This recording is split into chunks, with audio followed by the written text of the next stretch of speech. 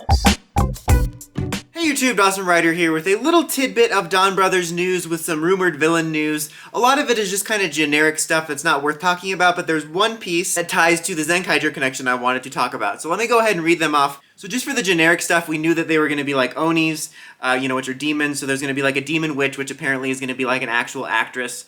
So based on these rumors, I'm going to assume, if they're true, like all the others will be kind of suit generals, and then this witch character will be like a human character. You know what I mean? Like an actual actress playing it, kind of like Vipra. And then there's a wind demon, and a water demon, and then a demon king, which is apparently sealed away, which if this is true, this structure, it could end up being one of those big bad characters that they're trying to resurrect, or they have to get a certain amount of power to bring them out of seals or whatever like that. You know, we've had that all kinds of times before, where it's a villain that's somehow trapped or sealed away, and they have to allocate some sort of power to free them, and it either happens at the end of the series, or near the end of the series, or at a mid-season finale type deal. Although they don't have mid-season finales, they just, ever since Sentai started, it's just been in purgatory, just airing continuously, never a break, except for golf, those few precious moments. The interesting rumor is one of the carryover villains from Zenkaiger, which is Gigi?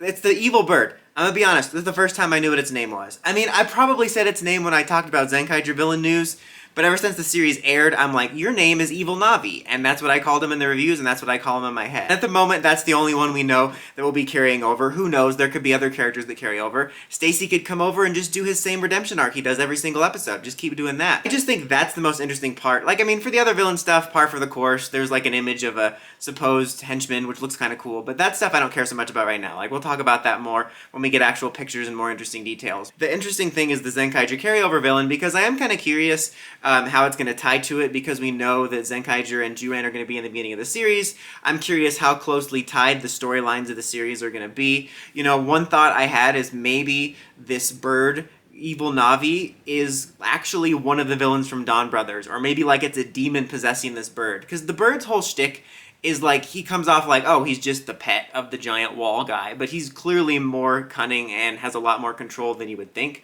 So it would be kind of cool if, like I said, he was either one of the villains from DonBrothers straight up, or if he was like somehow possessing this body and was trying to use the villains from Zenkaiger for their own gain, and then like obviously that's not going to work because the Zenkaigers are going to win, spoiler alert from the finale, and then he moves on to trying to do something else, and maybe that's the glue that connects Zenkaiger to DonBrothers, is like, oh, this is the villain from both. Kind of like Super Megaforce, when Vrak was like in all these villain groups, but he was secretly working for the Armada the whole time. I think that could be kind of cool, and I think I'm most interested to find out how those two connect and to see the hybrid elements and the reason for Juran and Zenkaiger sticking around.